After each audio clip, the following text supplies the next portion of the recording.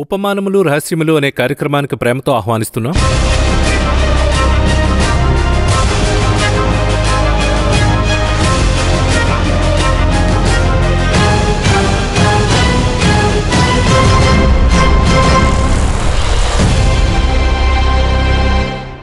ఎన్నో విషయాలు మాట్లాడుకున్నాం.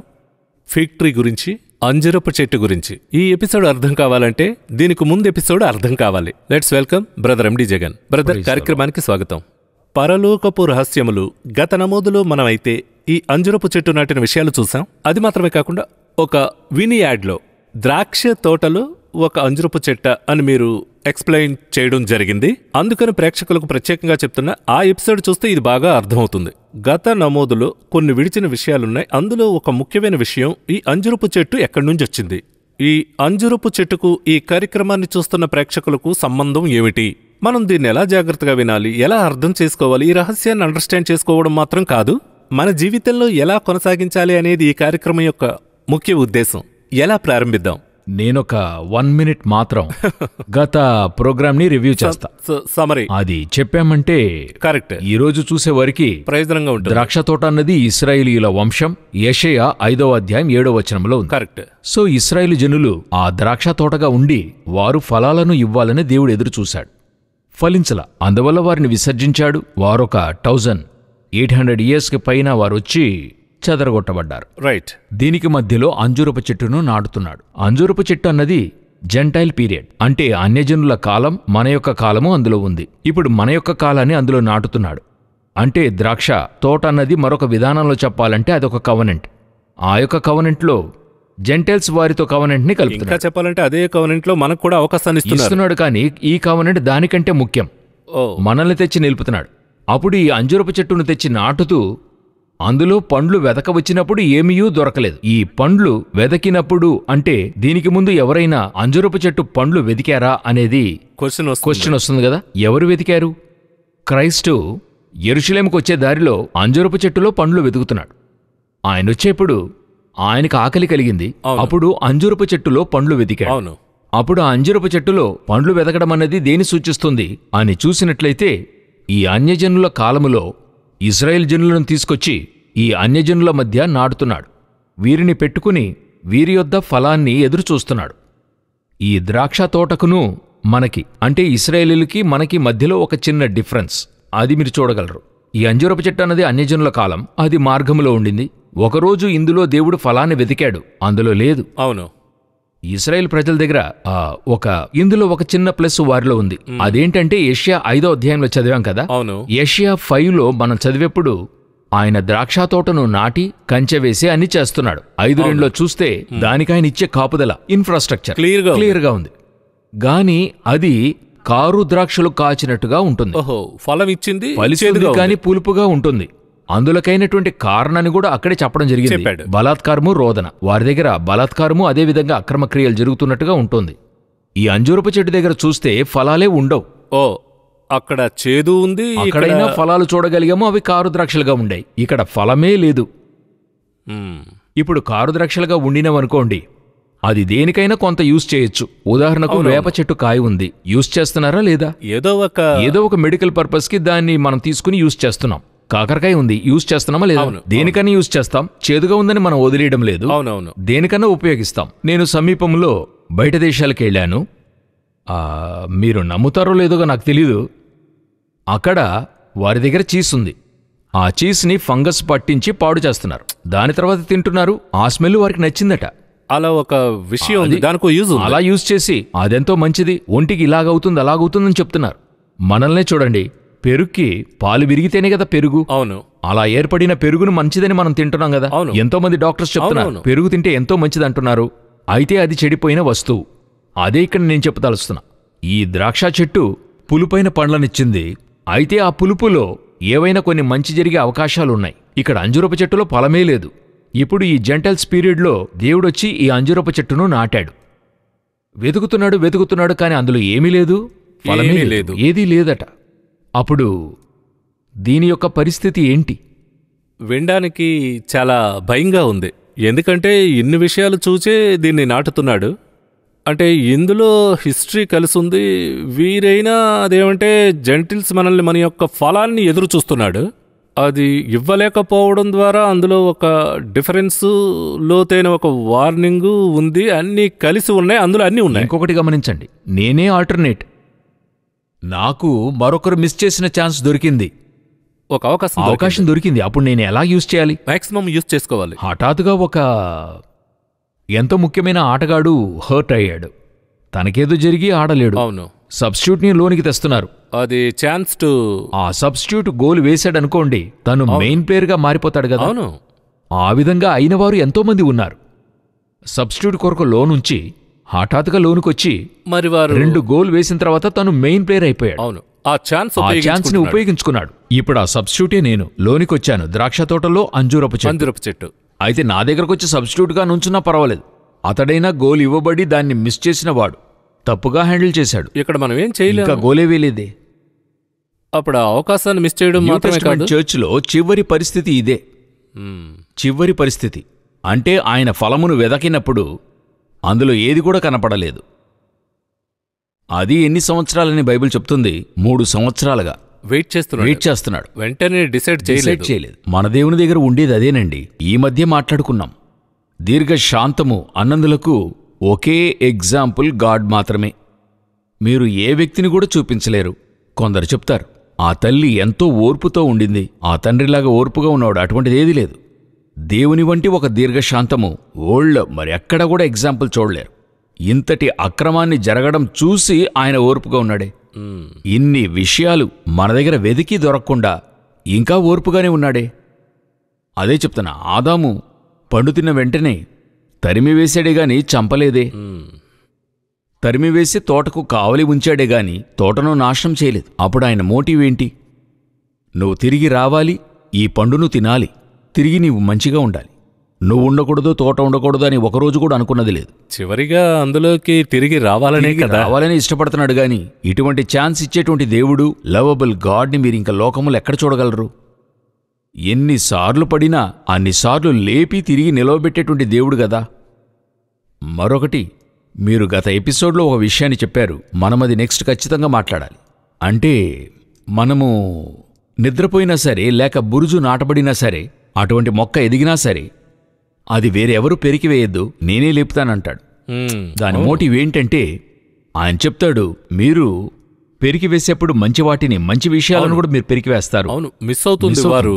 పలు సమయాల్లో మనము అనేక మందిని, అంటే వాక్యానికి అగేన్స్ట్గా వెళ్తున్నారు, సంఘం ఇలాగవుతుందని చెప్పి మనం వాటిని సరిచేయడానికి కొన్ని విషయాలు తలుస్తున్నాం కదా.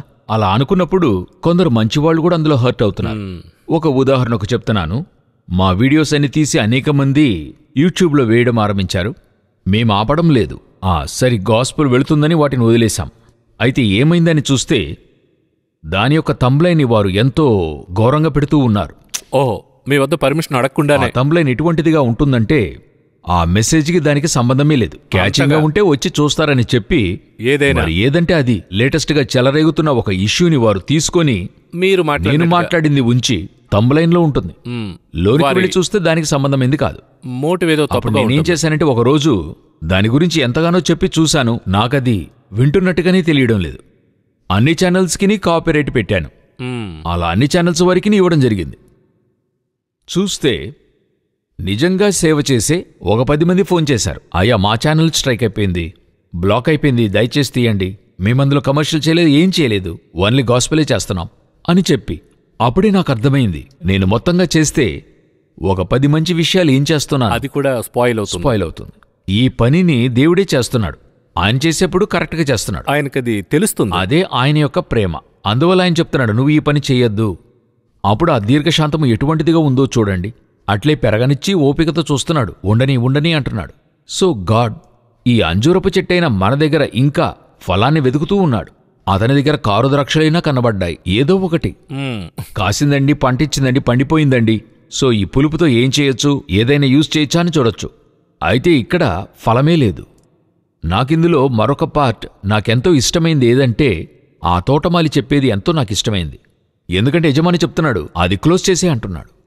అది ఇంకెందుకు అన్న వెంటనే తోటమాలి విన్నవిస్తున్నాడు, లేదు ఈ సంవత్సరం ఉండనివ్వండి, ఇంకొక ఛాన్స్ ఇవ్వండి, మరొక అవకాశం ఇవ్వండి. ఆ మరొక అవకాశములో మనం వెళుతూ ఉన్నాం. ఆ మరొక అవకాశంలోనే ఇశ్రాయేలు వెళుతుంది. లాస్ట్ ఎపిసోడ్లో చెప్పాను, జ్ఞాపకం ఉందండి. మనకి ఈ ఛాన్స్ ఇవ్వడానికి ఇశ్రాయేలీయులను ఏం చేశాడు? దేవుడొచ్చి ఆ విధేయతలోనికి వెళ్ళడానికి అనుమతినిచ్చాడు. అపోస్తలుడు పౌలు గురించి కూడా మెన్షన్ చేశా. ఆయనట్లే వారు వెళుతున్నారు, సరే వెళ్ళను, మరొకరిని తెద్దాం. ఇప్పుడు అట్లే ఇలా యోచించండి. ఇప్పుడు తిరిగి ఇశ్రాయేలీయులు వస్తున్నారు అంటే ఏంటి అర్థం? మనం ఇప్పుడు బయటికి వెళ్తున్నామనే అర్థం. ఇప్పుడు మనం బయటికి వెళ్తున్నాం, దేవుడు అనుమతిస్తున్నాడు, సరి వెళ్ళనివ్వు. అతనికి 2000 సంవత్సరాలు ఇచ్చా. ఎక్కడా? అబ్రహాం టు క్రైస్ట్ 2000 సంవత్సరాలు ఇచ్చాను. చెప్పి చూశాను, విలపించాను, ఆ దీర్ఘదర్శులను పంపాను, ఎంతో చెప్పాను, సొంత కుమారుణ్ణి పంపాను. వారేం చేశారు? వినలేదు. అట్లే బయటికెళ్లారు. ఒక దగ్గర డిసైడ్ చేస్తున్నాను, ఆ ద్రాక్ష తోటను వదులు, కంచెన పడగొట్టు, మేయబడనివ్వు, మనమందులో మరొకటి చేద్దాం, వేరొక ప్రాజెక్ట్ చేద్దాం అని చెప్పి అంజూరపు చెట్టును నాటాడు. ఇప్పుడు 2000 సంవత్సరాలైంది. ఇప్పుడు ఏంటంటే వారికి చివరిగా క్రైస్ట్, మనకి మొదటే క్రైస్ట్.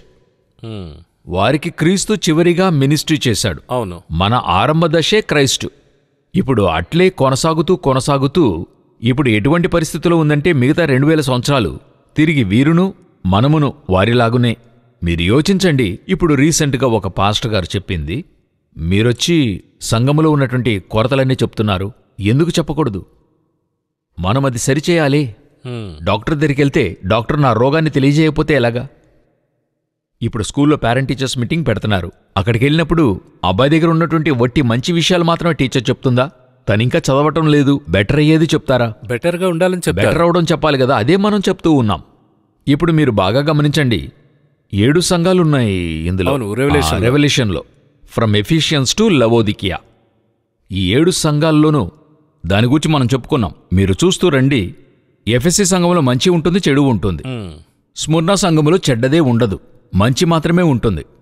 అటు తర్వాత స్ముర్నా తర్వాత వచ్చే సంఘాలు పెర్గెము, తుయతైరా, సార్దీసు, ఫిలదెల్ఫియా, లవోదికియా, వీరి దగ్గర చూసినట్లయితే మంచిది ఉంటుంది, చెడు ఉంటుంది. అయితే ఫిలదెల్ఫియాలో చెడ్డది ఉండదు, మంచిది మాత్రమే ఉంటుంది. అయితే చివరిగా వచ్చే లవోదికియాలో చూడండి, మంచిదే ఉండదు, ఒట్టి చెడు మాత్రమే ఉంటుంది. ఫిలదెల్ఫియాలో చెడు ఉండదు, మంచిది మాత్రమే ఉంటుంది. అయితే లవోదికియాలో మంచిదే ఉండదు, ఒట్టి చెడు మాత్రమే ఉంటుంది.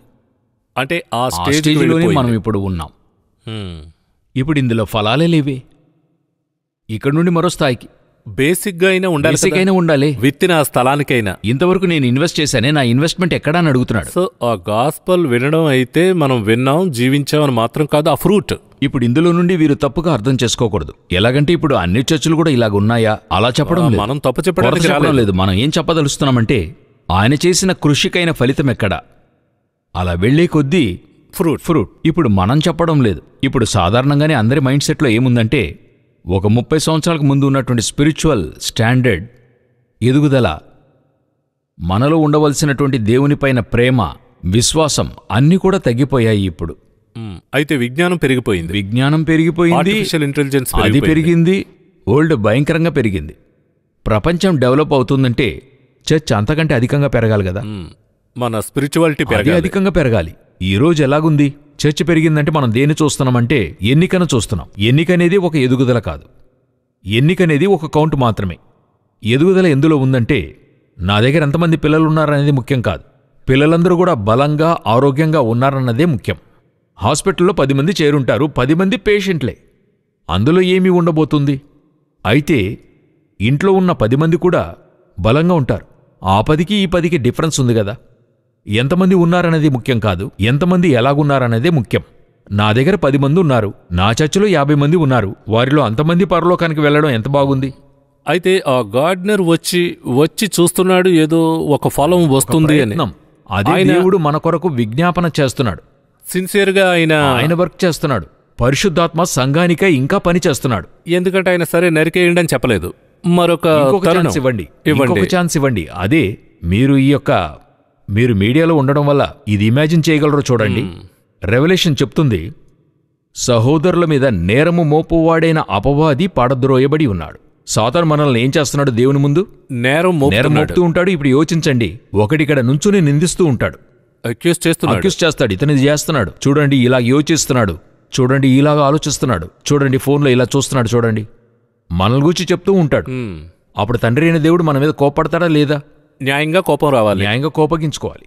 కానీ ఇటువైపు ఒకరు కూర్చుని, లేదు తండ్రి లేదు, ఇతను ఇందువల్లే పడిపోయాడు, ఇంకొక ఛాన్స్ ఇవ్వండి సరే అయిపోతాడు, తను ఈ వారం మీటింగ్కి వెళ్తాడు సరే అయిపోతాడు, ఇప్పుడు బైబిల్ చదువుతున్నాడు సరే అయిపోతాడు, నువ్వెలా చెప్తున్నావు? నా రక్తంలో కడిగానయ్యా, ఆ రక్తం చేతులు ఉంచితే ఆయన సాఫ్ట్ అయిపోతాడు. ఇది నేను చెప్పేది ఒక ఒరిజినల్ సీన్. ఇదొక అర్థమైంది. బైబిల్ చెప్పేటువంటిది. మన ఊహకై అది చెప్పి చూస్తున్నాను మీతో.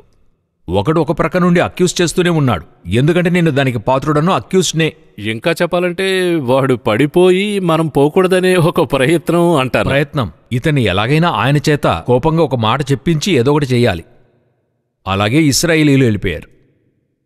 ఒకవైపున ఇతను నిలిచి ఉండి ఆయన చెప్తున్నాడు యోబును గురించి, యోబును చూసావా, ఆయన గొప్పతనాన్ని ఆయన చెప్తున్నాడు. నడుచుకుంటే ఆయన చెప్పడం జరుగుతుంది కదా, ఇతను అక్యూజ్ చేయలేడు కదా. అలా చెప్పినందుకే వీడేం చెప్తున్నాడంటే, మీరు బాగా సేఫ్టీగా ఉంచారు కాబట్టి అలాగున్నాడు. ఒక పీరియడ్లో అన్ని ముగించి విజయవంతుడైనప్పుడు ఆయన ఎంత సంతోషపడి ఉంటాడో చూడండి. చూసావు కదా, నువ్వెన్ని చేసినా నా దగ్గర నుండి పోలేదే. ఈరోజు మనల్ని చూసి దేవుడు అలా చెప్పగలడా? రక్తము చేత పట్టుకుని విజ్ఞాపన చేసేవాడున్నాడు. ఇక్కడ పరిశుద్ధాత్మ త్రవ్వి ఎరువు వేస్తున్నాడు. బైబిల్ చదివేప్పుడెల్లా లేఖనములు దైవావేశం వల్ల కలిగినవి. చదివేప్పుడు మీకు స్పర్శ ఏర్పడుతుంది కదా, అయ్యో మనల్ని సరిచేసుకోవాలి. ఇప్పుడు ఈ ప్రోగ్రాం మాట్లాడుతున్నాం, మాట్లాడేప్పుడు ఇతరులకు ఎలాగుందో లేదో మనకొకటి కలుగుతుంది కదా, ఇది మనకెంతో వర్తిస్తుంది కదా, మనం చేయాలనుకుంటున్నాం కదా. ఇదే ఆత్మదేవుని యొక్క ప్రేరణగా ఉంది. We want be more perfect. అదే బైబిల్ చెప్తుంది, పరిశుద్ధుడు పరిశుద్ధుడుగానే ఉండని, నీతిమంతుడు ఇంకనూ నీతిమంతుడుగానే ఉండనేమో. ఇప్పుడున్నవారు ఏం చెప్తున్నారు? ఇది చాలు, ఇప్పుడు నువ్వెందుకు ఇంకా పరిశుద్ధం పరిశుద్ధం అని మాట్లాడుతున్నావు, ఎందుకు నీతి నీతి అంటున్నావు? ఆల్రెడీ మనం పరిశుద్ధులమై ఉన్నామని చెప్తున్నారు. అదేంటంటే వన్స్ అయ్యాం ఇంకా అయిపోయినట్టే. అయితే బైబిల్ చెప్తుంది పరిశుద్ధుడు ఇంకనూ పరిశుద్ధుడు కానిమ్ము. ఏ స్థాయికి నువ్వు అవ్వాలి? నేను పరిశుద్ధుడనై ఉన్నట్టుగా మీరు పరిశుద్ధులై ఉండు. అదే మీరు క్రైస్ట్ లెవెల్కి పరిశుద్ధులై ఉన్నారని మీకు కన్ఫర్మేషన్ వచ్చిందంటే మీరు పరిశుద్ధతను గురించి చెప్పడం ఆపండి. అయిపోయామా? లేదు కదా. అప్పుడు మాట్లాడాల్సిన అవసరం ఉంది కదా. ఒక టార్గెట్ని ఫిక్స్ చేసి ఉంచాడు, ఒక 100ని. నేను 99 తెచ్చుకున్నా, ఇక దీనిపైన ఎందుకు మాట్లాడుతున్నా? నేనే 99. బైబిల్ చెప్తుంది నువ్వు 100% పొందాలి. 100 సంపాదించేంత వరకు టీచర్ ఏం చెప్తుంది? ఇంకా కొంత ప్రయత్నం చేస్తే 100 తీయచ్చయ్యా, ఇంకా కొంత ప్రయత్నిస్తే స్టేట్ ఫస్ట్ తీయచ్చు. అదే మంచి టీచర్కైనా లక్షణం. సరే, ఇలా మీరు చెప్పి చూడండి, పర్వాలేదు నువ్వు 90 తీసుకున్నావు, ఇది చాలు, సంతోషపడు, ఇది చాలు. అలాగని చెప్తే వారు మంచి టీచరే కాదు. తండ్రి చెప్పుంటాడు, తండ్రి వేరేలా చెప్పుంటాడు, పర్వాలేదు చాలా స్ట్రెయిన్ చేయద్దు, ఇంతవరకు ఇదే గొప్ప విషయం, ట్రై చేసి చూడు, కుదరకపోతే పర్వాలేదని తండ్రి చెప్తాడు. టీచర్ ఎంకరేజ్ చేస్తూనే ఉంటారు. అయితే ఈనాడు మనము అది దానికి ఆపోజిట్గా వెళ్తున్నాం. ఇప్పుడు ఈ పేరబుల్లో మనం లోపలికి ప్రవేశించాం, మన కోసం విజ్ఞాపన చేస్తున్నాడు. ఇప్పుడు ఏమని చివరిగా చెప్తున్నాడు ఈ పేరబుల్ ద్వారా? విషయాలే ఉన్నాయి. మంచి ఫలాలనిస్తే తీసుకెళ్లి నా కొట్టులో చేర్చి పెడతానంటాడు. ఓకే. అయితే ఇవ్వకపోతే అదే ఇక్కడ ప్రశ్న. అక్కడే ఒక వార్నింగ్, అక్కడే వార్నింగ్. దేవుని యొక్క ఏ మెసేజ్లోనూ వార్నింగ్ లేకుండానే ఉండదు. అందులో ఏం చెప్తున్నాడో చూడండి. అది ఫలించినా సరి, 13:9. అవును, ఫలించినా సరి, లేని ఎడల నరికించి వేయుమని అతనితో చెప్పాను. ఆయనే చెప్తున్నాడు. ఇప్పుడు ఇది ఇలాగైందే, దీని యొక్క ముగింపు మనకు తెలిసింది. ఇక్కడ కన్క్లూషన్ ఇచ్చేశాడు. అందుకనే ఆ పరలోక రాజ్యమును గురించి మనం అర్థం చేసుకున్నాం. పరలోకానికి వెళ్ళాలని చెప్పి ఫాస్టింగ్ ఉండొచ్చు, వేదకచ్చు, అన్ని చేయొచ్చు. ఫైనల్గా మనం అక్కడికి వెళ్ళాలి కదా. అంటే కొన్ని స్ఫూర్తిదాయక మాటలు, పాజిటివ్ ఎనర్జీ అనేది మంచిది. ఈ పాజిటివ్ ఎనర్జీ అనేటువంటిది చెప్పి క్రియ లేకుండా పోయినట్టయితే మీరేం చేస్తారు? క్రియలేని విశ్వాసం.